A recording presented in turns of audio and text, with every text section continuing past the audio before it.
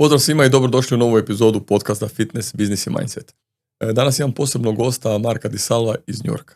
Znači ja sam Marka upoznao prije nekih 10 godina, imali smo istog mentora Steva Maxwella i kad sam bio tamo radio u tenisu, upoznali smo se, on je radio osobne treninge i na kraju otvorio jednu dvoranu, manju, veću i dogodilo se to da ima sportaša natjecatelja u Hrvanju, to je Hrvačicu, koja nastupa ovdje na svjetskom prvenstvu u Zagrebu i došao je u Hrvatsku. Moj gost je u dvorani i gost je ovdje u podcastu. So, welcome, Mark. I'll just explain in Croatian language a few informations about you. Thank you. So the first question is, what is bringing you to Croatia? Do you like Croatia? Then I have some other question, how you start with the business and everything. Absolutely. Well, you had me worried for a minute because with the Croatian, I said, "Oh, I thought this was in English." But no. So, thank you for having me. It's really great to be here. So I'm just arrived in Croatia a few days ago because I'm here for the UWW World Wrestling Championships. We have an athlete that we've been training for a few years now at the gym in New York, and this is the second World Championship that we'll have done with her. And it was in Croatia this year. So good. Yeah, so great place. They choose a great place. Right, it is. It's wonderful. And then when they told me it was Croatia this year, I thought to myself, I need to go because I knew you were here and I wanted to come see you. And a lot of your coaches over the years have been in and out of contact with me, and they've come to visit me in New York. So I really wanted to come for this. So I kind of put it in the back of my head that I'll go because I don't always go with athletes, but I don't usually, in fact. But also your fiance is coming with you, so it's different. It's different, yes. She's with me, and she's been doing the weight cut. So she works nutrition at my gym, and she's the head of sports nutrition. So I've kind of gotten out of doing all the weight management for all weight class sports, and she handles that now. So I work just with the training now. Yeah, so you need to have a team because Absolutely. if you work with top level athletes, then you need to have somebody for nutrition and for some other things. Absolutely. Can you tell me more about you? Where are you from? How you choose to be a fitness coach and strength and conditioning coach? You told me you were playing ice hockey. So a little bit about that. And I know when I met you a long time ago, you were doing like private training, semi-private trainings. After that, you opened your facility. So tell me something about your path from the beginning. Yeah, absolutely. Yeah, the origin story. Origin story, yeah. Yeah, so I was born in Pittsburgh, Pennsylvania. We were just talking before the podcast. It's big Steelers town, big football town. So, you grow up there, and if you're into sports, you kind of get pushed into football or you get pushed into ice hockey. And there's obviously other sports, but those were the big ones. And I just kind of fell in love with ice hockey from the moment my dad turned on the TV and the Penguins were playing. And I was just kind of mesmerized and thought, well, what is that? That's so cool. My dad was a very good football player. He played in high school. He was a very good quarterback. He was a two-way player, so he played quarterback and he played safety on defense. Nice. He went to college to play safety, and that was where his career ended. But when I was younger, he would teach me how to run routes in the backyard because the quarterback has to tell the receiver. Yeah. So I learned a lot about how to play that position, the wide receiver position, from him. But I only just liked doing it with him. I just like to go in the backyard and throw the football, but I never really wanted to play. And hockey I fell in love with. And so I started playing young. And I played all the way up through my teenage years. But I really loved the weight room because so I kind of fell in love with it. So as you get older and everyone gets better, you start to look for an edge, or you think like, okay, how could I be a better hockey player?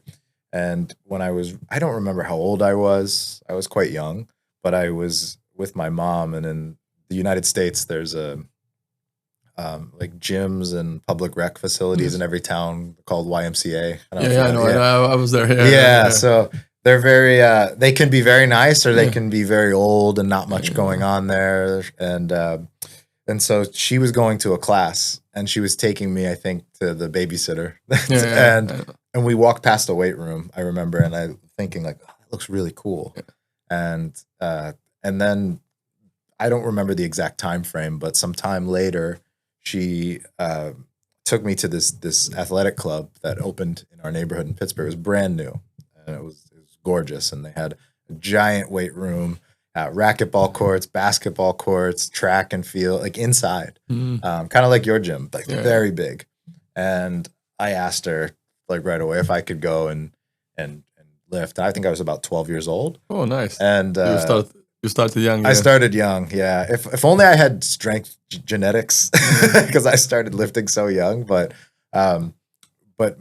they wouldn't let kids at the time lift.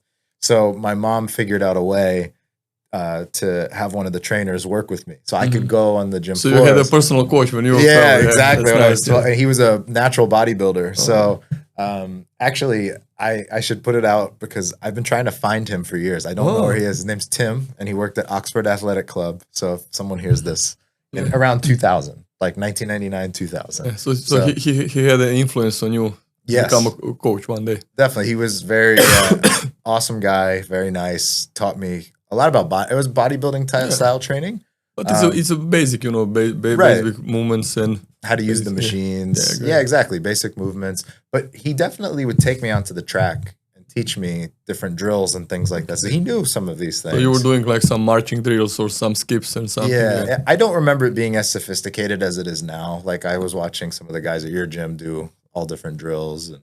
And, but the time changed, now it's more maybe science in the sport, so more technology, more methodology. Yes. So a little bit. Yeah, so it's very it was a great experience. And then I'll spare the fine details, but we started moving a lot because of my dad's job in the years to follow. But the one constant was the gym. So I couldn't play hockey everywhere. But I could always find a gym. Yes, and so I would always really enjoy that. And in the back of my head, all through the end of high school and college, I thought maybe there's a way to make a career in this. Maybe I'd want to do this. And I tried some different things when I was in college. And when I graduated, it was the financial crisis. So no one was hiring. 2008. Yeah. So I graduated 2 years after, in 2010. But the ripple effect was big. And I tried I always liked music and technology and kind of like studios like this. So I had a job at a studio kind of like this for a little while, right out of college. And what did you finish in college? What was your journalism and history? Journalism and history. I was thinking about applied kinesiology, sports science or something. Yeah, so I had to work extra hard to learn all of that because I didn't in college. But you know what journalism was good for, I would say. You have to learn how to evaluate sources, and you have to learn how to figure out what's BS and what's good, and interview people and go find information. So all those skills I learned. Public relations, maybe emotional intelligence, how to talk with people. Exactly. But it's very important for our job, If you want to be a good coach, you need to connect with the people. Absolutely. Sometimes you'd walk into class and the professor would come in and say, okay, you have an hour. There was a big snowstorm today. I need you to go find a police officer and ask him if he had to do anything special today about to prep for the snow. And if you're not back in an hour with 200 words written, you fail. So you had to go do these things. So you think on your feet. Yeah. So that kind of prep was really good for me. And it wasn't comfortable, but that's kind of coaching sometimes. People come in and you have this plan, and then they say, my Achilles hurts or my elbow hurts. Well, if you're doing a bench press and med ball throws and the elbow hurts, like you can't do that day. You're going to have to figure it out very quickly. To find a solution. Yeah. So, So that was college. And then after that, I got into personal training when I realized I didn't. But where you were living in New York at that time? I had moved to New York, yeah. So I went to college in Boston. Where you were living, where? Pittsburgh. Then? And then we moved around a lot when I was a kid. So Memphis, Arizona. So these are many different states. What's the best city? New York for you? Or some other?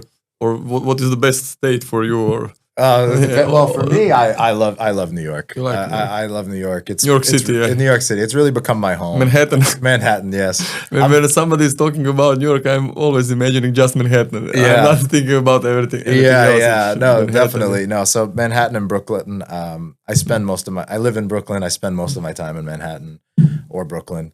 I'm very proud to be from Pittsburgh. Like, if you ever go there, I recommend, if you're listening, that you go if you haven't. It's a beautiful city. The people are great. They're big sports fans. The best food you'll have. And that's saying something coming from New York. But there's a work ethic in that city. It was an old steel city. It's where a lot of the union movements came from in the U.S. People work hard there, and they're very proud to work hard. And that was instilled in us young. And so I feel very at home there. I still love to go visit, even though I think New York is my adult home. Because the New York has this energy. When I was first time, I was like 6 or 7 times in New York. First time when I was there, I was like, okay, the buildings and everything, Empire State Building, and the main square and everything is good. But the energy, the city is living all the time. You know, you feel that energy. So for me, that was great, because if you are doing some business or you're doing some fitnesses all the time, you move faster in comparison to some other. Because when I go to New York, it's New York. It's not United States, because I went to Cincinnati, I went to Miami. It's totally different. So New York is really something special. Yeah, absolutely. Things move very quick. In New York, like you said. I don't know. And you asked earlier about how I got into opening a gym and whatnot. I'm not so sure I would have been able to open it as quickly in New York as I would have somewhere else, because when that sounds funny, because New York's expensive, there's a lot of bureaucracy, there's a lot of things to work around, but people hustle and things move quick there. So I was able to, meet some really great people who taught. But first you start doing private training in some commercial gym? Yes. So I started, so after all the stuff immediately out of college, I didn't really like. After that, I got a job at a gym in Manhattan. I got certified. Basically, actually, first they hired me to work at the front desk and clean toilets and things like that. And they said that they would help me pay for my certification if I wanted to become a trainer. What certification you finished? This was the first one I did. I've done a lot, but this was NCSF, I think. I later got my CSCS, and that's what I keep up with now. From NSCA, but they helped me with that. It wasn't very difficult. I studied for a few months, took the test, and then they put me on the floor to become a trainer. And it was funny because there was really no prep. They just said, "Here you go." And I remember the first day they put me with a guy that was not much older than me, and I think had just gotten out of the army. So he was ready to work hard. And I was thinking, let me see how you move first. And he didn't like that. And so I had to learn quickly how to talk to people and create buy-in. But so I was at that commercial gym for about what was the name of the gym? It's called Blink Fitness. They're still around in the US. It's like a chain. It's a chain, And so it was really good because it's very cheap and the sessions are 30 minutes. 30 minutes. And so you get to see a lot of people. So if you're not experienced, it's a great way to get experience. So I had colleagues and friends that kind of started training around the time I did.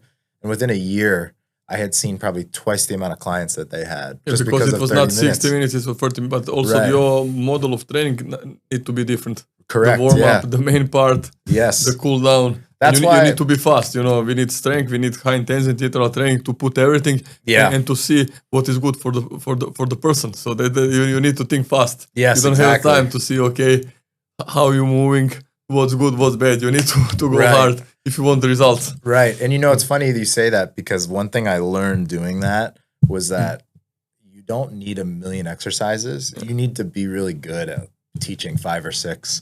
And so because of that time constraint, a lot of it was me figuring out what are the 3 or 4 exercises we're going to do that day. And my palette of exercises was probably, 8 at the most. And, of course we did other things, but I really learned how to really teach a hinge or a deadlift RDL. I learned how to really teach someone how to do a pull-up, Really. For how long you were working there? I worked there for about a year and almost about a year and a half. And in that time, I realized that I really liked doing this and I wanted to do this. And I was kind of good at it, that I figured that, you're not really that good when you're a year and a half into it, but you know if you have a knack for it or not. Yeah, you had this, like Martin Rooney says, aha moment. Moment. Yes, I would like to be a coach. Right, Yeah. exactly. But the economics weren't very good. Like I knew what they charged, what I made, how much I had to work, and I tried to work as many hours as I could, but I wasn't really making enough money to live in New York because they weren't paying very well. Yeah. So I went and got a job that was more with my degree for about a year and a half. And I said, I'm going to save up money and I'm going to open my own gym. So just go from this to opening. Oh, yeah. No. So I went from that commercial gym. Okay. I took another job working with guys who do video like this. Okay. And I did all the managing that they needed to. So I was training clients in the morning and the evening. I'd go to work from 9 to 5, and then I'd go. So back you're in some other commercial gyms you were working, or you were working in the same gym? The same one, and then and because it's New York, I would also go see clients in their apartment gyms. So sometimes in the morning I would go to that gym, I'd go to work, like my desk job, and then that evening I would go to train clients at their apartment gym. So you were working like 15 hours per day. It was a lot, yeah. And then I was training jiu-jitsu too. So you start to train there? Yeah, I started training jiu-jitsu when I had the desk job because I had always wanted to, and I just didn't have the money before that. So once I had the money to do it, I did it. And it was a lot of work. But I had a goal. I had a certain number in mind that I needed to save up in that time. And once I hit that number, I said, okay, I'm going to quit the desk job and I'm going to do full-time training on my own. First, congratulations, you were very brave, because lots of coaches, they work like for 10 years and they are still afraid to open something, Yeah. And you were like, after 1 year, you said, okay, I go all in. I'm going to open a gym in New York. Yeah. It's not easy. So this is a good move, but very, very brave move. Yeah, it was tough. I mean, I was intent on doing it, but it was nerve-wracking, obviously. It took a little longer than a year. It took about a year and 8 months, I would say. So, how did you choose the place in New York City where to because it's not the same if you are in this part or. So my first, I knew that I couldn't afford to take on a big lease. I couldn't because I didn't have enough clients. I had clients all over town, and they wouldn't commute to all one spot. So I would lose a lot. So I needed to be in an area where there were a lot of people, but I also needed to kind of keep my rent down. Yeah. So I actually had a friend who was a trainer, and she was a bit older than me, at least 10 years older than me. And she said to me, I actually think, she said, if I were you, I would go and find people who are more interested in training how you train. Like, don't go to anything too commercial. Like, that's good advice. Yeah, she said, look, she goes, maybe talk to physical therapists, talk to anyone but bodybuilders and gym goers, and see maybe they have space somewhere. And so I started talking to physical therapists, and somebody introduced me to this physical therapist neher Wall Street. Oh, near Wall Street. I was there because when I was coaching this guy from tennis, he was living there. So very cool. Yeah. Every time I was there, it's a good part of the. It is. It's great, and it's close to Brooklyn, which was great for me. And so his name's Dr. Peter Wong. Him and I are great friends to this day. He has a clinic still in Wall Street, or near Wall Street, and he had just opened his clinic. It was very small. It was like a little bigger than, maybe twice the size of this room. And he said, I'll rent you space inside of here, because he knew he wasn't using it all day. And he said, you can market it like DiSalvo Performance Training, which was the company I started. Great, and so he gave me a very good, like, low rate. And he was very flexible too, based on how much I used it.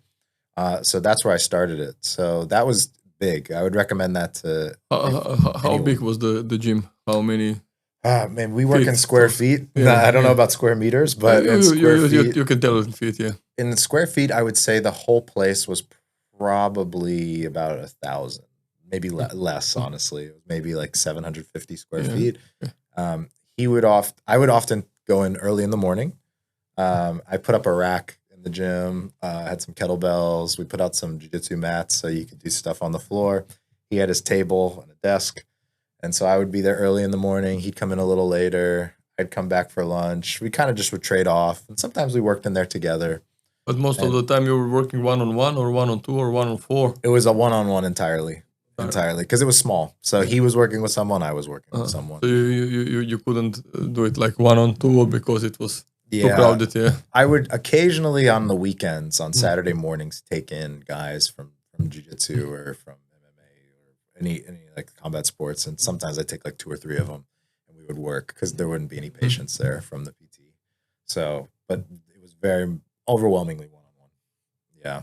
So it was so good. Yeah. It was. How many clients did you have in that time? I don't really know, honestly.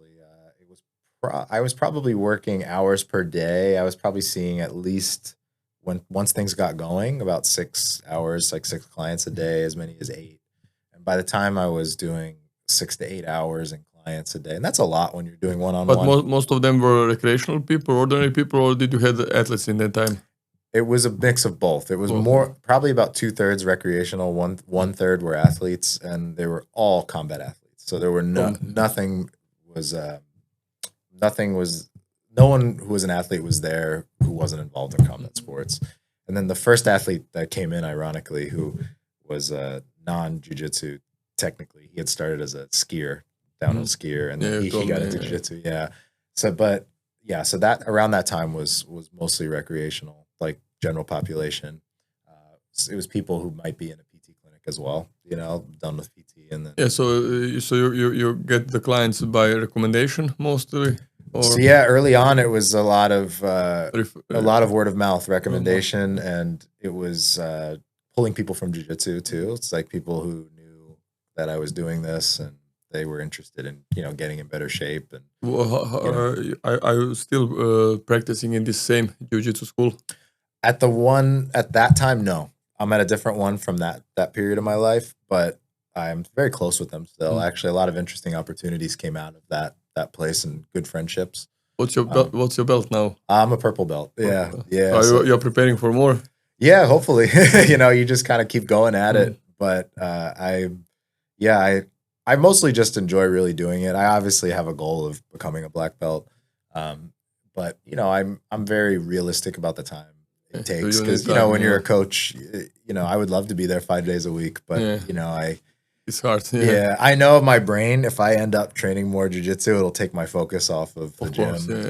You need to sacrifice. You need to segment a little bit. I admire people who can do it all, but I sometimes question if they really are doing it all. But it's also a problem if you have family, if your business is growing, then it's hard to you can have good time management, but it's hard. Exactly. Because you need to sleep, you need to eat, you need to to do some education. So far, how long you were there with this doctor?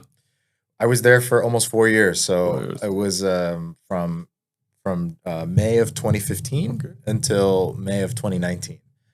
So towards the end of that 4 years, we were both getting really busy. And it became very clear that we were probably going to have to either get a bigger place together or go our separate ways, because we both were getting But did he had some assistance, or he was doing on his own? He had usually PT aides and these kind of things, just one at a time usually. And sometimes there was another PT in there as well. So he was getting busy, there were it was a physical therapy clinic after all. But he had some machines?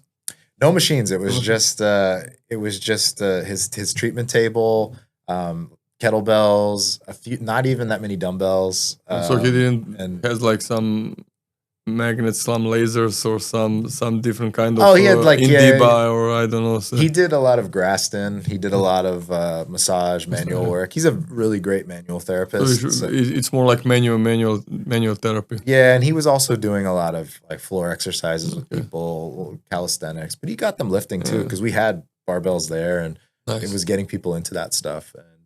And so he got very busy. I was getting busy, and I started looking for a lease. And this is right before this is about a year before COVID.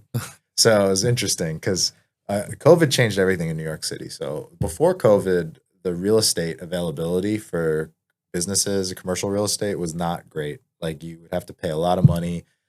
The small spaces people didn't want to rent small spaces. They wanted to rent big spaces. Yeah, of course. So I had to look very far and wide. And eventually we found this place in Chelsea. It's right near Madison Square Garden. And it's where I am today. Yeah, so near the Chelsea Pier where I was coaching. Yeah. So I've always said, when Marino comes back, I have a gym now. I have a gym for better him. Facility. Yeah. And so I opened that, and we did great right away because it was almost all of our clients came with us. Because if you know New York City geography, Wall Street's at the very bottom of Manhattan. Yeah. Chelsea is like kind of almost midtown. So asking people to come up and to a very different location is not easy. I don't know how people are here in Zagreb, but it's smaller, but it's also a problem. People from one part, if you want to go to another, it's like 30 minutes of driving. For Croatia, it's a big. It's like 1 hour in New York, so people they don't like to lose the time. Right, so exactly. It's like training and 1 hour of driving plus training, so you have like 2.5 hours. Right. So I was very grateful that people were willing to come with me. And the good thing is where we're at in Chelsea is a transit hub. So it actually, for some people, was easier because you have all the major railroads that come with subway you can come on. Yeah, many different subways. And so we opened there and we did very well. How big is now? So it started, that place started at about 950 square feet, which felt huge coming from the other place because we got about 30% more. And then 2 summers ago, we took out a wall and took over more space in the same building. So now we're at, I would say, I think officially we're at 2,000 or so, which is a lot for New York. Yeah. But if you have double, it will be good, huh? Yeah, I will. Yeah, you'll always take more space. Double is perfect. Yeah. I would think, at some point we are probably going to have to expand again just because of how I have more trainers working for me now. I have a lot more going on at the gym. We'll probably need some more floor space. We've worked with the layout a lot to make sure it can fit people without people getting in each other's way. But now you are doing also one-on-one, or you have like some other. We do a lot of semi-private now. Yeah. We do one-on-one still as the main, but we also do 1 to 2, occasionally 1 to 3, but that's like where I would max it. On the weekends, we do some classes that are a little bigger, so it can be up to 6. Yeah. But our core competency is still 1 to 1, 1 to 2. Yeah. What's some prices of the trainings one-on-one in New York, just to compare with Croatia? For me or for more in general? Or general from ratio. Yeah, so I would say on the low end of one-on-one training, like for a trainer who might be a little bit newer but still educated, you're probably should think that you're going to pay at least 125 USD. Per training. Okay. And then if you're going to be in someone more modestly experienced, 150 to 160, 65. And then for people with more experience, 200 an hour and over. Okay. Yeah, it's like 200 probably minimum for, somebody who has, many years education. And good CV and exactly. And good results. So like the result or the price can vary quite a bit.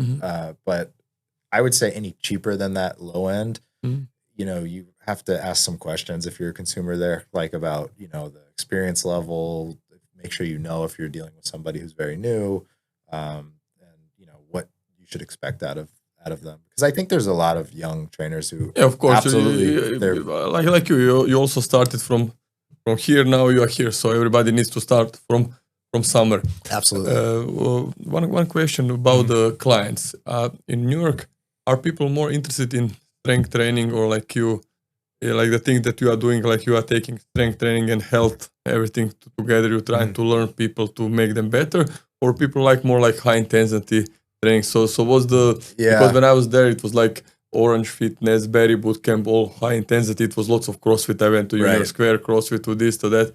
So what is like a trend, or what is the thing that people in New York like, just to compare with Croatia and some other? I think people, the marketing of fitness in New York has really taken a a hard shift towards strength training, which is great. I mean, it's great for us because we really know strength training. You know, two of my trainers are accomplished and very strong and good powerlifters, or were, and have a lot of training in it. My kind of pet interest and where I've spent a lot of time is in strength and teaching, you know, squat, bench, deadlift the right way, and everything that goes into that. So the trend has really gone towards strength, but it's kind of a little shallow because I think people are looking to they use it as marketing, because sometimes I watch it and I'm like, okay, they're lifting weights. It's not necessarily, it's strength training in a classic sense, but it's not necessarily what I think of with strength. Because in the United States, a big trend right now is strength and muscle being tied to aging well and longevity. So it's like longevity, So that's why people are interested in it. And that's a good reason to be interested in it. But I think, you know, there's still a interest in high intensity. So it's more like trend now, anti-aging and longevity. Yes, that's definitely, I would say, the biggest, the most popular outcome that people want. But what about bodybuilding? Because I can see that lots of people in the state TRT therapy, and they want to look good shredded when they are 50, and they take different things, not just the training. Bodybuilding is very interesting because I really credit Gen Z and a lot of the younger guys, the guys and girls that have come along, and they really are the ones that are into bodybuilding. If you go on social media, they're the ones that post the videos, and they take the fashion from the 80s and the early 90s. I think they've really popularized it. And then obviously, for older clients and athletes or ex-athletes and trainees, they might be on hormone replacement therapy. And they're just, they want to look shredded. They want to look big. They want to keep enjoying working out the way they did when they were teenagers or in their 20s. But do you think it's more like towards longevity? It's like more like health fitness? In New York City, absolutely. That's definitely, there's a lot of clinics that have opened up that are really into sauna, ice bath. You know, another reason that's a trend right now too is because a lot less people drink now in the United States. Like the numbers of people that drink alcohol are like dwindling every year. Yeah, because in New York it was like after the work, it was like when I was walking, like all the bars, everything. It's like, you know, like a tradition. You work a lot, you party a lot, and work hard, party hard. Yeah. So now, absolutely, that's not necessarily gone away, but you do see that there are a lot less young people in bars, and now they still want to go hang out somewhere. So there's large, almost, it's funny, like European, like Eastern European style bathhouses in New York, but they're opening a lot of these up, and you know, they have bars or they have restaurants. They're co-ed, so men and women can hang out and talk. People meet people there. So that's a big trend too. That's I think it's bigger than just fitness. I think it's the lack of interest in people drinking alcohol. So it's more like fitness together with wellness and some other things. But what about this this franchise like Orange Fitness, Berry Bootcamp, or CrossFit? Is in United States, is that going down or it's going up? What's your opinion? I think that they're. Or is staying the same? I look at them like good businesses, because this is what I see is that the general population still really likes that stuff. And I think those businesses have figured out that that's who they should market to. Because I get people who are clients at my gym and they come and work out and they understand the value in what we do. They understand the value of one-on-one, but they travel a lot and they know that when they're gone, they don't have a lot of time to train. So they're very happy to pop into a Barry's and drop in. And I think that's great. I think that works for them. I wouldn't recommend that my athletes do it. Some of them do sometimes because they're wives, good energy, and or they just want to go and hang out. And sometimes they'll do that.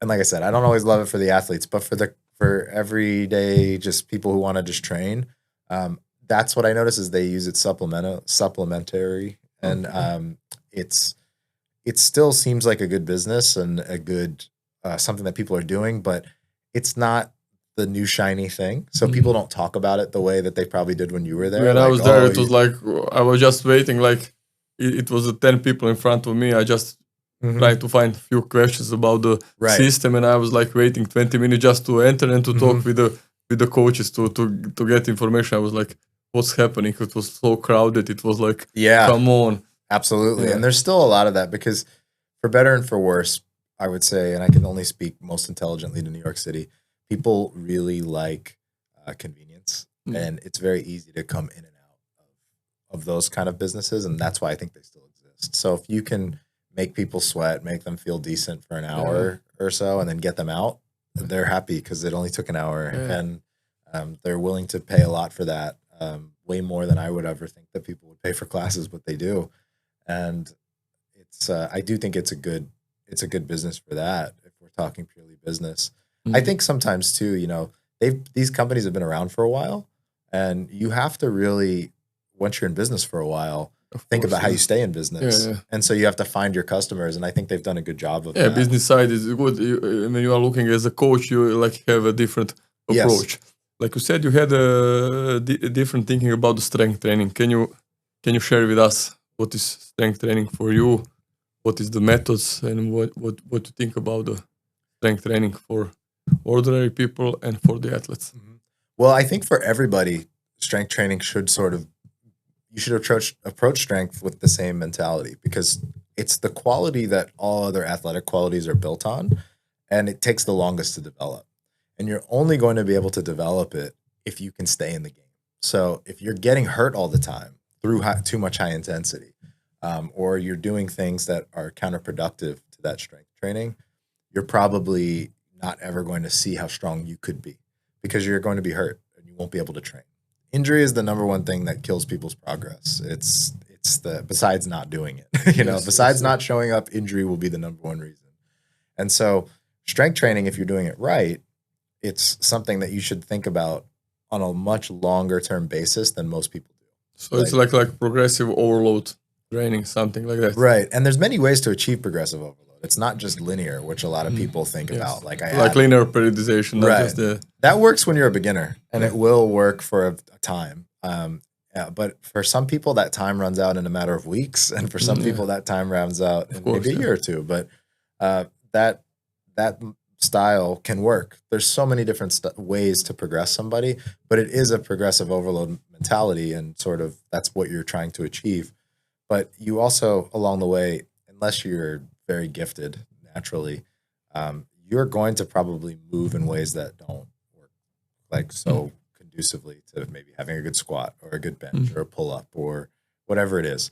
And you're going to have to work on those weaknesses. You're going to have to work on getting stronger. You're going to have to work on making sure that those weaknesses don't get in the way. And when you are able to overcome those things, that's when you get better at the movement. So I always look at the big movements in some ways like sport in some ways, or it's like this aspirational thing. And in no sport does anybody, or they shouldn't at least, that their practice should not involve just playing games or scrimmages all the time. They don't do it in hockey. I can speak intelligently to hockey. You're doing all kinds of puck drills, skating drills, edge work, speed drills. You scrimmage sometimes, but if you're playing in the NHL, it's an 82-game season. So you're not playing scrimmages during the season, not really. You're working on drills, and then that you see how it applies to a game. And I think people treat lifting sometimes as too, like, especially powerlifters, like modern powerlifters, we'll use them for an example. Like, they only want to do squat, bench, deadlift. They don't want to do accessories. They don't want to do like GHDs, reverse hypers, all these things. Sleds. Yeah. But in reality, that's how you get better at that movement. Now, don't get me wrong. There's a longer discussion to have there about the practice. But if you're just a general person trying to get stronger and you really like the gym and you really love to squat, for example, you're going to need to do all the things that go into a squat. So, for example, I was training at your gym before I came here, and I've been sitting a lot, and I don't usually sit this much. So, like, I was on the plane coming here, 9 hours plus. I was on a tour in Slovenia yesterday, sitting on a bus, and I went to squat today, and I just could not get into my posterior. Like, I couldn't feel, like, no matter how much warming up I did, So it affected how You're stiffed a little bit. yeah, and it just I know when I'm sitting on my ass that it's just like it's off. I'm gonna have trouble getting into it. And I didn't have my best squats today, but I know why. So afterwards, I went and I said, okay, I'm gonna just work the heck out of my posterior. I did a lot of back extensions, hamstring curls, like body weight reverse hypers. I did all kinds of mobility drills on the ground. Felt way better after that, and that's kind of how you have to approach the big lifts and your strength. Because if you keep bringing up all the component parts that make you better at a squat, your squat's going to get better. It cannot not get better. But if you keep trying to push and push on a squat, and it's not working, you're not getting any better at it, you're actually just going to go backwards. And they call that accommodation. And accommodation can happen even when you're good at it. So that's why in my gym, we use a lot of variety, but a lot of variety of the main movements. And we use a lot, and we really focus on bringing up the weak points in athletes and clients. Because so do you under influence of Westside Barber and Louis Simmons? Because he was the first who put like this right GPP right exactly. But he realized what we were talking about just now is that I have these people who are so strong that if I just keep pushing them on that main lift, they're not getting stronger. They I have come to plateau and they stop. Yeah, I have to do other things with them, and that's what he came to the conclusion of. And he treated them like athletes. And I think a lot of strength athletes, for example, they don't always think of themselves like athletes. They just want to practice the sport. They're like a hockey player that scrimmages all the time, or a soccer player, football, like that just plays games. I mean, what about power? Because when I was listening to Kevin Carr and Mike Boyle, they had like some scientific researchers that when you with the age, first thing that you lose is power. Absolutely. So, ballistic plyometrics. So they are putting in their program a lot of box jump or some other things, because no matter you are 60 or you have some limitation, you can still do some jumps. Not high intensity plyometric, but you can still do it. Right. So they are doing in the beginning of every class the throwing the medicine ball jumping. So what's your thinking about the power training? How you do power training with your ordinary people? Yeah, so I do a lot of power training, but we basically will separate it, and this is where the other influence of the conjugate kind of Westside Barbell and moreover Matt Wenning, I'll give him a lot of credit. He's a good friend of mine, and he came from that gym and has since gone on to do many great things in training. Is you have days where you're dedicated to strength, and you have days where you're dedicated to more dynamic work or rep work, and you don't mix them. So in other words, so you're separating. Yeah, so we basically make sure that when people come in, we know what they're doing that day, that they're either there to really push hard and lift heavy, or they're there to be more explosive, and explosiveness also pairs well with conditioning, mobility, and these other things. So we typically separate the two. There are times, like you're probably familiar with things like French contrast training. We might go a little ahead. That's usually more for the athletes, but we will mix sometimes. But even then, the rep ranges and the weight really dictate what's max effort. So for example, if I'm having someone lift very heavy, it's like, well, it's very heavy for them, but maybe on a day where we're doing more explosive stuff and we do French contrast training, it might seem like that person's lifting a lot, but for them, it's actually not that much. And then they can go and do the verticals or box jumps that they need. You can combine together. Yeah, I'm very big but for general pops, like to answer your question directly, I like to think of power in terms of vectors, like which direction are you going? So I like to make sure I have things where people are going vertical and then horizontal. So we'll do broad jumps and all variations of broad jumps for the horizontal. We'll do things more vertical, squat jumps or something. Squat jumps, box jumps. I like box jumps a lot, but the thing I don't like about box jumps is there's no eccentric, because you jump and you get all the concentric, so you get that explosion. But power, to me, we actually spend a lot more time. You need to have impact. Yeah, you want to have impact. But the Mike Ball was he want to protect the back and the knees, and then if you're older, you jump on the soft box. But it makes sense that you want to jump to have like some plyometric effect or this eccentric part. Yeah, because we recently, in the past few months, have brought in the Hawken dynamic force plates to the gym, and we put all general population and athletes on them and test them periodically. And one thing I saw was that it's like looking under the hood of a car. Like, you know, if you're a good coach, like what you're seeing and what that person needs to work on, but it just gives you so many metrics that actually give you deeper insights to that specific person. So one thing I noticed, especially with wrestlers, the whole reason I'm here in Croatia, is that some wrestlers, especially when they're kind of in their developmental phase, so they're high school and college, some are very explosive, but they have no breaks. So in other words, they're not necessarily as strong as they are explosive, and that's a recipe for injury. So we need to really work on slowing that person down. So I don't like box jumps for someone like that, because I want them to learn to catch themselves. We'll start with slow eccentrics, like even just, you know, a bench press coming down slow. And then, you know, I might want them to do landings. They might just do depth jumps, like off of a box, and I don't even need them to jump. I just need them to jump off of a box. And then, it makes sense. Are you using isometric a lot? I use some isometrics here and there. Yes, I usually use them right after someone's injured, or when we are starting a new training phase, or if, and this is something I've worked a lot the last year with a lot of people who are more like ground-based athletes, so endurance athletes, like marathoners and these things. We do a lot more overcoming isometrics, or both overcoming and yielding. Yeah. And so I'll give credit to our mutual friend, Steve Maxwell there, who turned me on to a lot of those many years ago. But the isometrics are really good because, especially if you're experiencing a lot of like ground contact over a long period of time, you need to sometimes work on every little part of that range of motion through the ankle and the foot. And the calf. You can take different angles. In some angles you are stronger, in some angles you're not. You're not so strong. Probably you read the Black Book of Training Secrets of Christian Thibodeau. So he's talking about these angles, because actually when we do isometric, we just choose one angle, but we need to choose more angles. Right. What about the endurance training?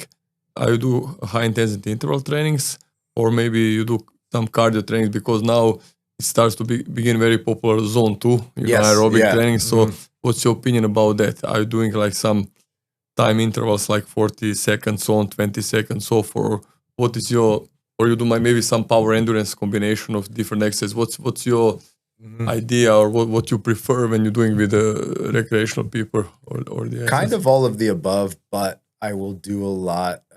Keep in mind the athletes I'll work the most with are combat athletes. So they're going to be doing a lot of endurance training just from their training. So we have to be mindful of that. So the first thing I like to do is actually have them wear heart rate monitors. They have to. Like, you can't do endurance training to me without a heart rate monitor, unless you're doing something on an assault bike, but that's another, but we still you can use watts. But what we'll do oftentimes is, especially with combat athletes, I want to know what their strong zones are, like what their, like I want a better picture of their gas tank.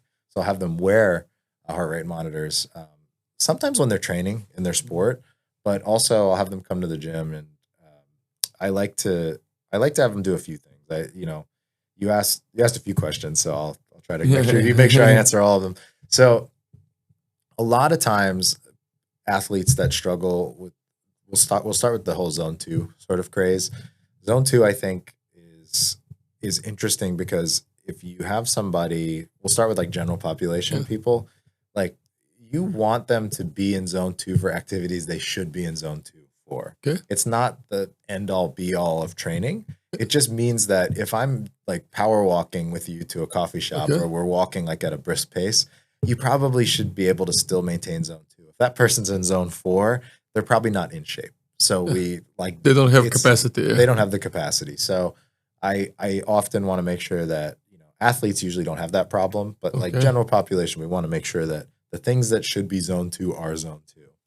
Beyond that, I live in New York City where people walk everywhere. I'm sure people walk more in Zagreb than other places. But in New York, you walk a lot. Yes. I was walking a lot, Yes, we walk a lot. So if I try to get a log of people's step counts, because we can do that with all the phones and everything. Like my watch keeps steps. So once I have an idea of people's steps and how much they move, I know if we need to advise zone 2.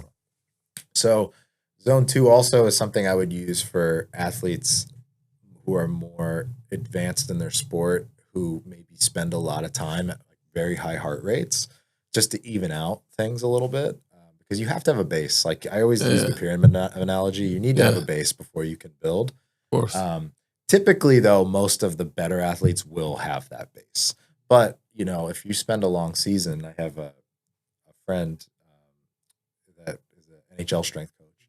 And it's like if you spend a long time in these high heart rates all season long, and you might not be doing as much zone 2 work, by the end of the season, they don't need to be, you know, your heart is a muscle. And if it is working in those very high zones, at those very high heart rates consistently, there is hypertrophy that occurs within the heart. There is adaptation there. And that's very good for putting out power consistently over long periods of time. Yeah.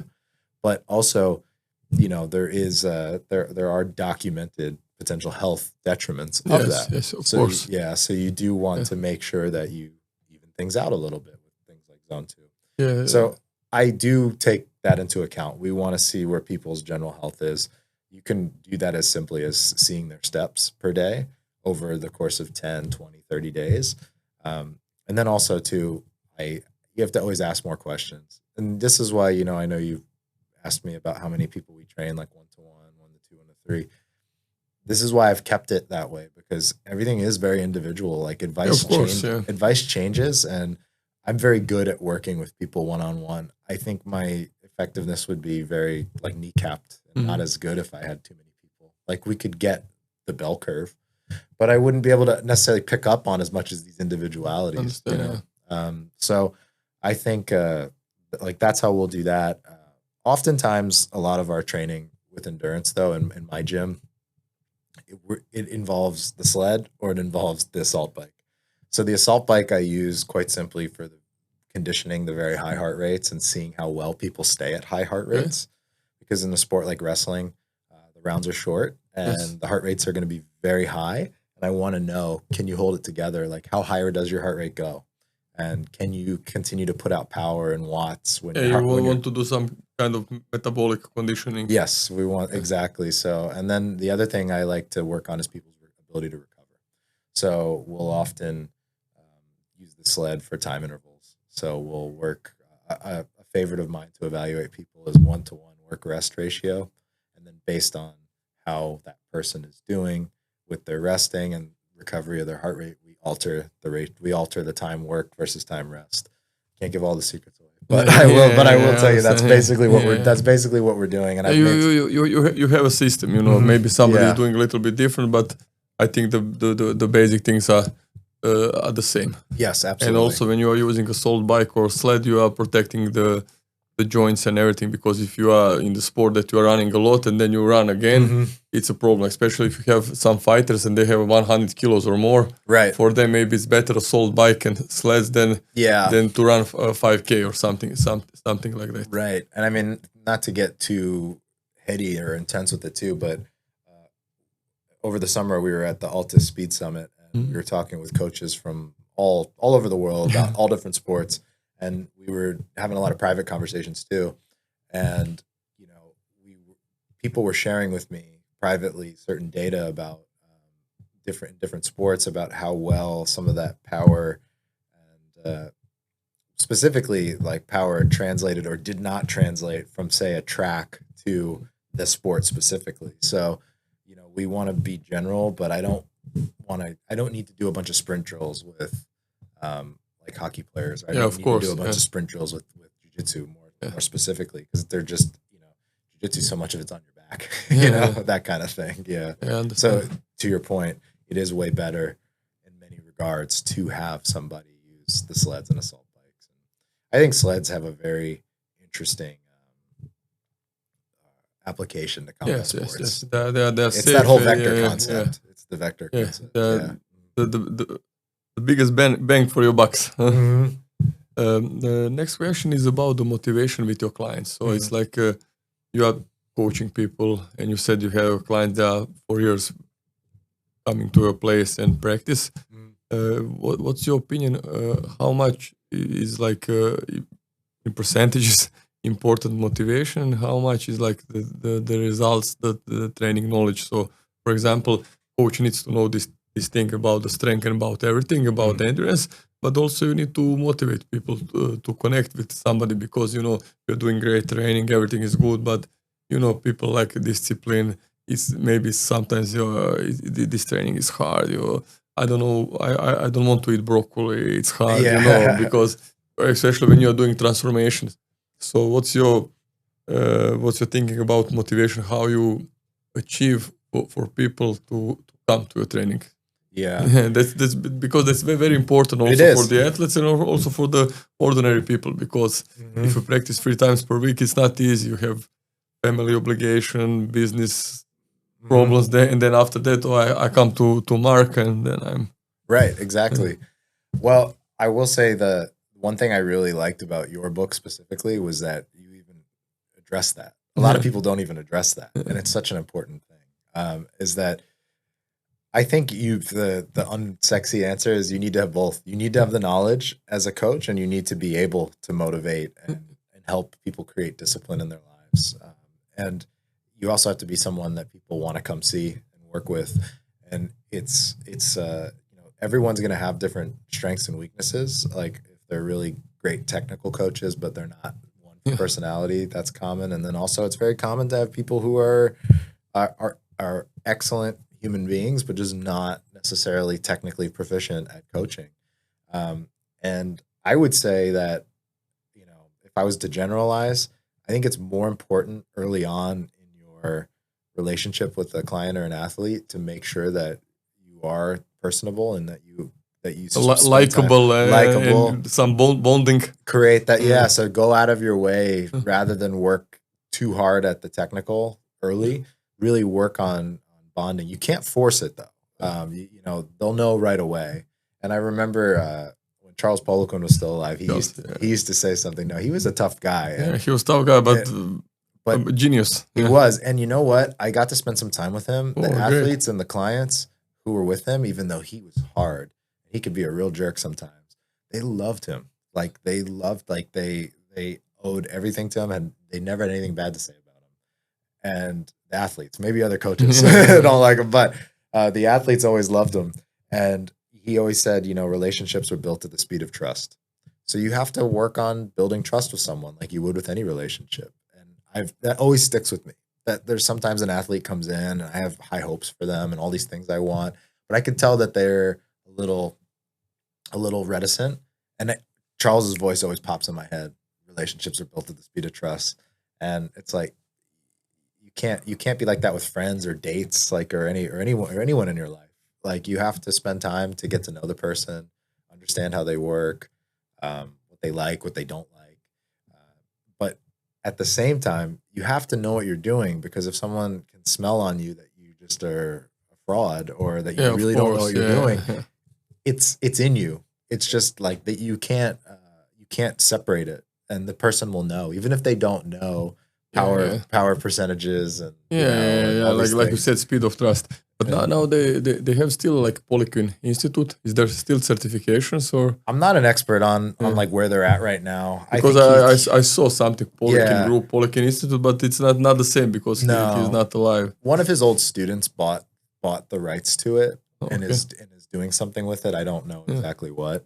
And I don't know exactly where things stand. A lot of his good former students, I think they stand, some of them more than others, stand on their own in terms of just how good they are. And, they kind of have really evolved from, it's funny when you study someone's systems, and that's what I've always loved to do, is I like to study people's systems. You can tell where someone came from. And I almost always can tell. And sometimes I'll ask the coaches, like, hey, did you study early in your career with Charles Poliquin? Just because of the way they write a program. Or Mike Boyle, you can see it. You can say, oh, did you like intern Mike Boyle? And I'm usually right. They have signature. Or did you, were you a conjugate power lifter? Were you like, XYZ? And I love to study people's systems, because I don't think you really learn things unless you really try to wrap your brain around how that person did that thing exactly. And then you can take your own flavor. But to read a book and then just try to put your own flavor on something, It's hard. it's hard. You're not going to do it. But I think to the motivation point in your original question, I think that you really have to focus early on building the relationship. And then honestly, it's on an ongoing basis. You have to continue building the relationship. Like, you have to, one of the telltale signs of a trainer in my experience as an administrator and like a manager of like in a business now, that somebody doesn't really have long-term training chops is if their clients leave after a certain amount of time because they don't have the skills to continue them. Yeah, of course. Yeah. And that could be 3 months. It could even be a year. Yeah. Because it actually, when I knew I was onto something in my career, because early in my career, clients, and this was like my first year, they'd leave after 3 months. Because in your first year, you just don't have the skills. But then after about 3 or 4 years, people were staying on for a year-ish, and then they might kind of fall away. But then by the time I was in about like, somewhere in the middle, like year 5 and 6, people started staying a long time. And like now I have clients I have one client's been with me for 9 years, it's like, so it's like when you start seeing people on for multiple years, then you know that you're on the right way. Yeah, you're on doing the right. Because I didn't really, but I spent so much time reading and asking and going to seminars and trying to think about how to help this one person with this thing. That, and if you're doing that as a coach, I think you will have good results. Like your clients and your people want to stick around. Sometimes I think really well-intentioned coaches and trainers, they obviously want to do a good job, but they're very hard on themselves. And I was this way too. And they think that they don't know enough or they don't, whatever. Of course, you need to ask yourself some questions. Am I doing right? Can I do better? Absolutely. What are now the coaches that you follow? Do you have some names that for you think they are the best in the business that you are following, that you are listening to advices on the Instagram, Facebook, or did you went to some seminars? So can you give us some names that you are interested in? I would say I try to avoid too much social media and Instagram because I think, of course, you hear good things, but also you hear some crap. It's good for a lot, and good people can be on those mediums. Yeah. But I think it's one gripe I have is that I don't think you learn anything in small bites. I think you have to go and travel, and you have to go and talk to coaches. You have to go like train with them.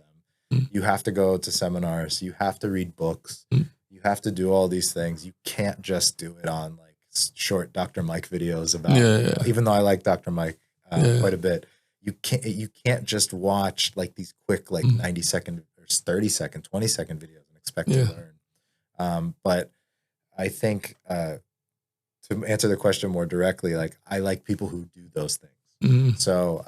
Walk the talk. What's that? Walk the talk. Yeah, exactly. Walk the walk, talk the talk. All that stuff. So I have really recently gotten back into, and it shows you how good and timeless it is. A lot of Mike Boyle's work. I think, if I'm not incorrect, that they recently did a new edition of his book, and I bought it for all the trainers in my gym, and I've read through it twice already. Just because I thought it was organized so much more cleanly. The progressions are excellent. I love watching his videos. Like, I love listening to the things he has to say about. Yeah, his system is very good and it's safe, and progressions, regression, and lots of things that make sense. If he's doing like Bulgarian squat, he's not doing like a back squat for the most of recreational people. Right. How to do progression and everything. So it's very, very good. Yes. They have a system. Right. Absolutely. So I love reading his stuff, and he's, speaking of what we said before, has so many people who have learned from him, like that coaching tree of trainers that I enjoy when I come across someone who learned from him and see what they're doing now. Yeah. So I'll do that. I also like to read about things I don't know a lot about. I like to because it challenges the way I think about things. So we mentioned power training before. But you like powerlifting, huh? Yeah, I do. It's like a pet interest. I like it, even though I don't really powerlift. But you like the methods and everything around the powerlifting. I do, because I think the good ones are the ones, they're the best at the basics, And I think that you never can get so good at those basics. So I'll give Matt Wenning is someone who I continually learn a lot from, just as a friend and like colleague, mentor type of way.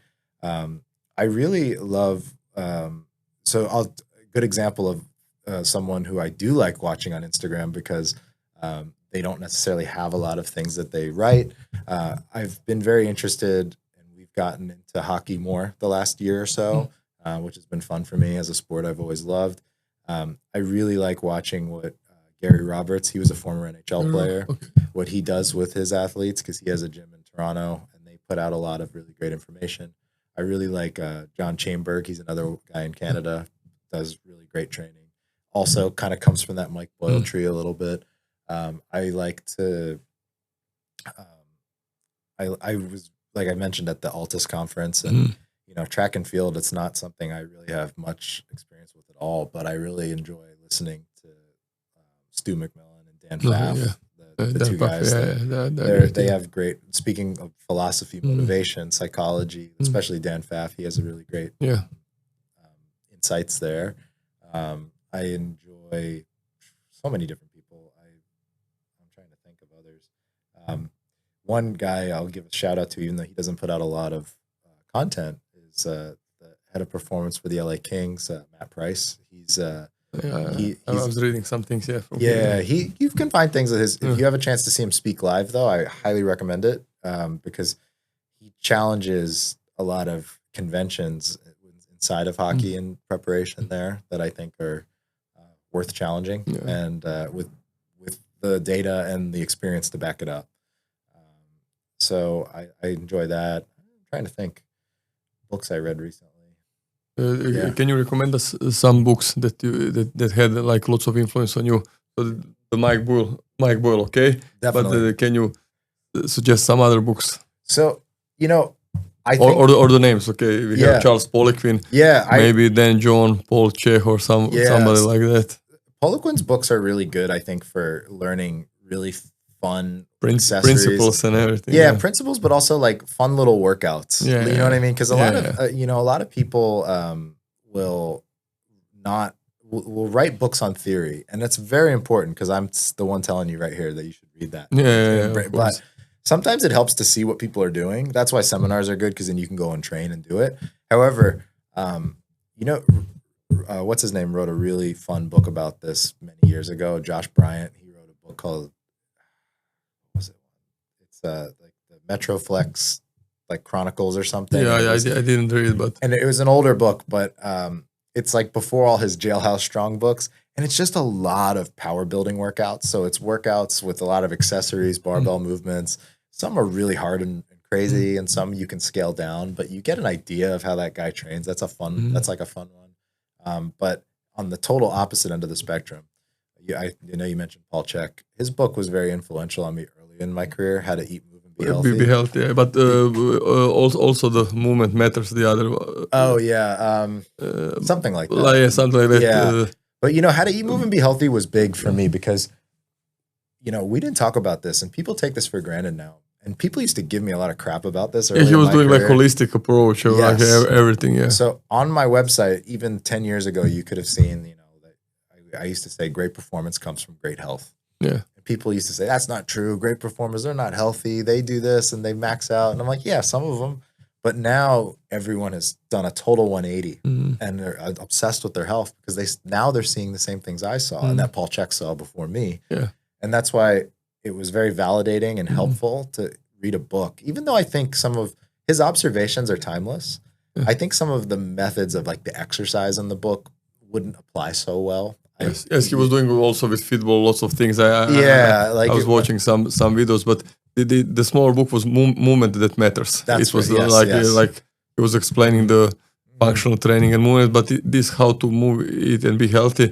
I was also reading 2 times because I didn't understand some things because he was talking about chiropractic, about some other things. So I was like, and just about basic things about your food, energy, anything.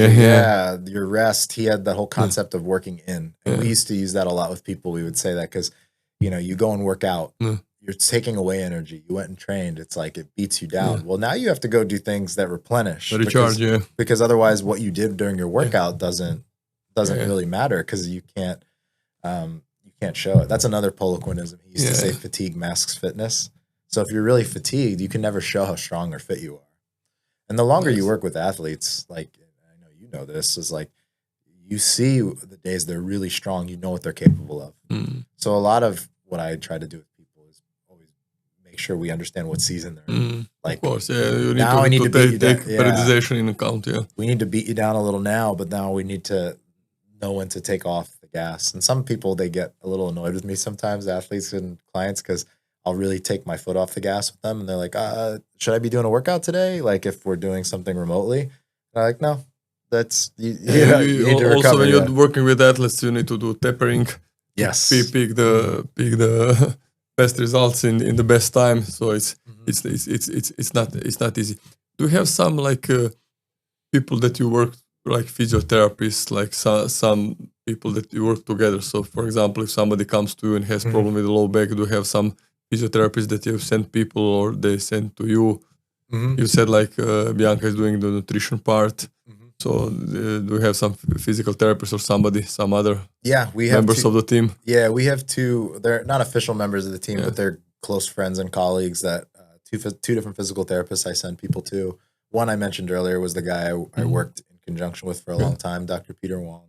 The other guy, the other person we send people to is her name's Evelyn Herrera, Dr. Evelyn Herrera. So we work closely with both of them. Okay, that's nice. So we send athletes both ways. I think. So you covered everything, yeah. Yeah. So we try. Yeah. I mean, I think it's important because if you're not healthy, like I said before, injury is the number one reason you're not going to make it. So, so I want to keep people healthy. So I usually send those are the two. I think between the nutrition and that, it covers a lot. But I will say the nutrition, it's something, you and I have always known. Everyone knows inherently, like in their heart, that nutrition is important. Yeah. But until we implemented it about a year ago, full time, that when people come to the gym, that the nutrition, whether or not they continue on with it, they talk to Bianca first. Right after me, they go to Bianca or whoever the trainer is. They're always talking to her, and they're always making sure we understand where they are nutritionally. Before, it's like people would tell us stuff, and we didn't really know, like, because people are really bad about giving you the truth about their nutrition. Yeah, people are lying a little bit, but not on purpose. They're lying because they want to lie. I'm eating clean. Yes, but you're actually not eating clean. You think you are eating clean, or I'm practicing regularly. Yeah, in the end, it's not regular. No, so we get at least a better image of how people are eating early on, and then we can make recommendations. So it's even helpful for me, even if we're not counting or giving them macros.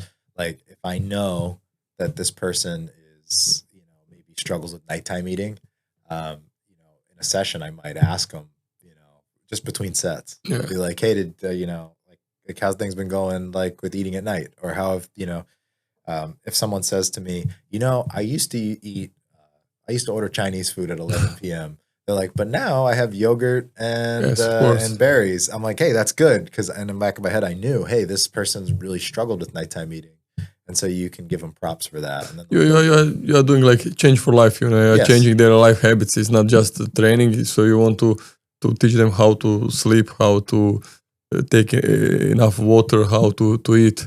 Absolutely. And everything. So it's like changing of lifestyle. I think this is like you said, longevity, anti-aging, and everything. Yes. So I would ask you one last question, because you need to relax today, maybe to go to American top team to jiu-jitsu training. Yeah. So what's your plan or your goals in this year, next year, maybe in 5 years, 10 years? What is your the goal? What's your dream? In what directions are you going? Maybe more athletes, more recreational people, bigger facility, or what's your goal?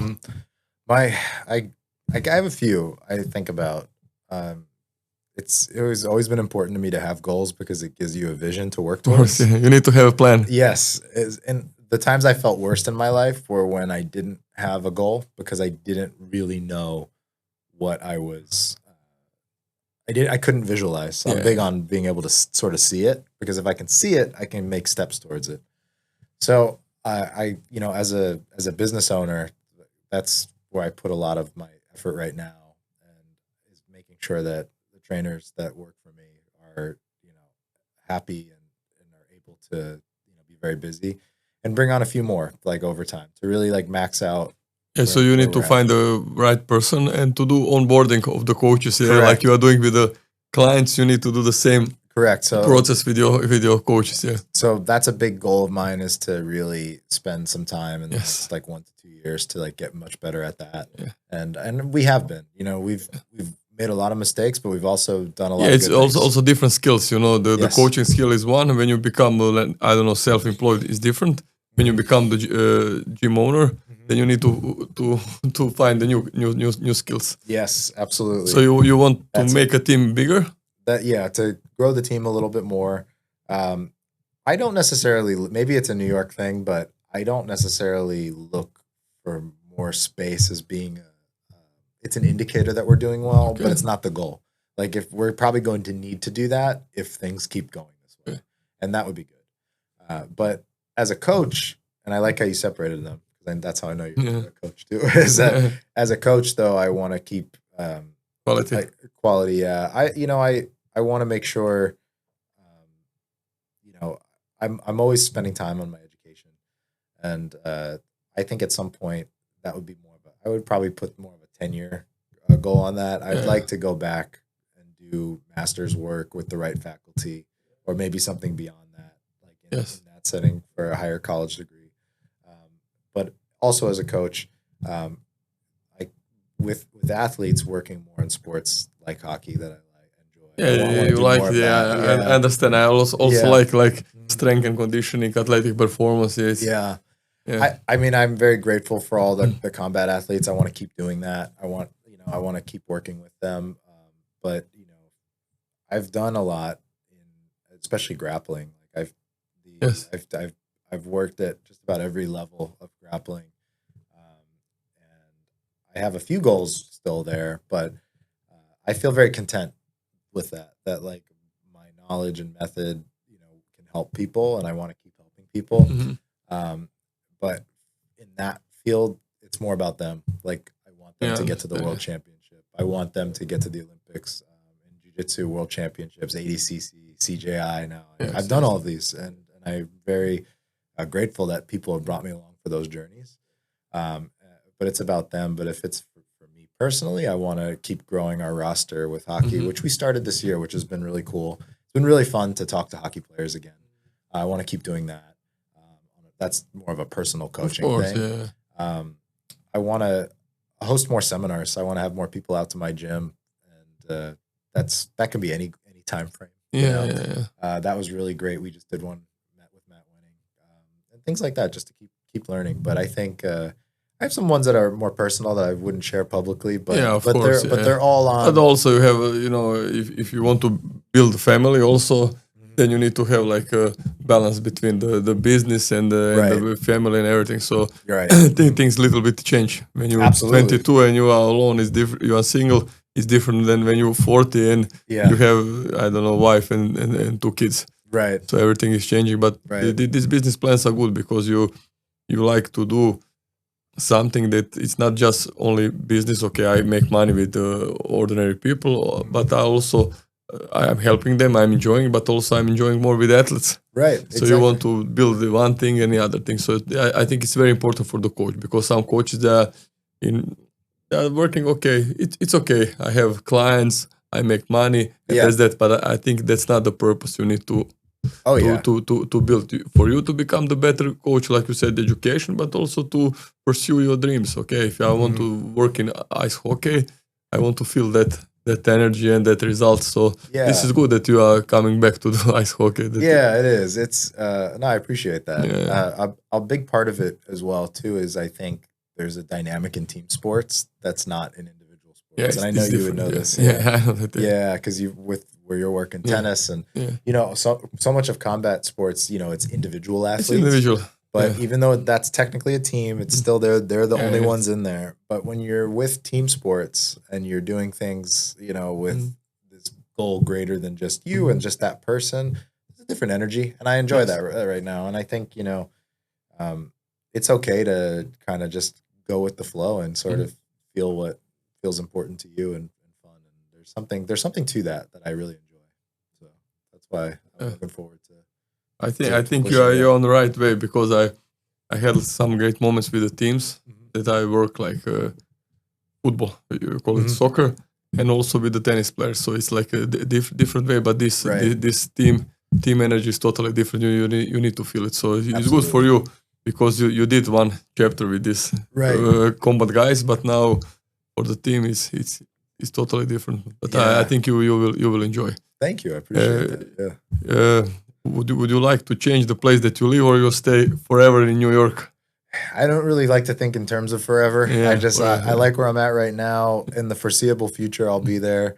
I mean, I joke around sometimes with people, and I say, I don't know if it's a place I want to get old in, but I have no plans of leaving anytime soon. Yeah, because you never know. Because when you are working with a team, you never know when you can go. Yeah. Absolutely, yeah. So it's, I think sometimes people, when they come to New York, they think of Manhattan. Crazy. It's like that. I'm thinking about Manhattan. Yeah. But we live in Brooklyn. It's much quieter. It's not. Of course. It's not like Manhattan. It's we have a nice little backyard. I can go drive 20 minutes south and play golf. That's good. So you made the time for yourself. How many times per week you train yourself? I aim for 4. So I never do less than 3. But I follow a very similar split that I.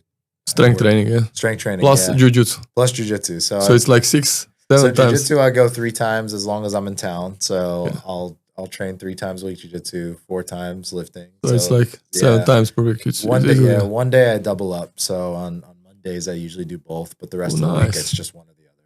It's good, yeah. And then I still have time for clients and other things.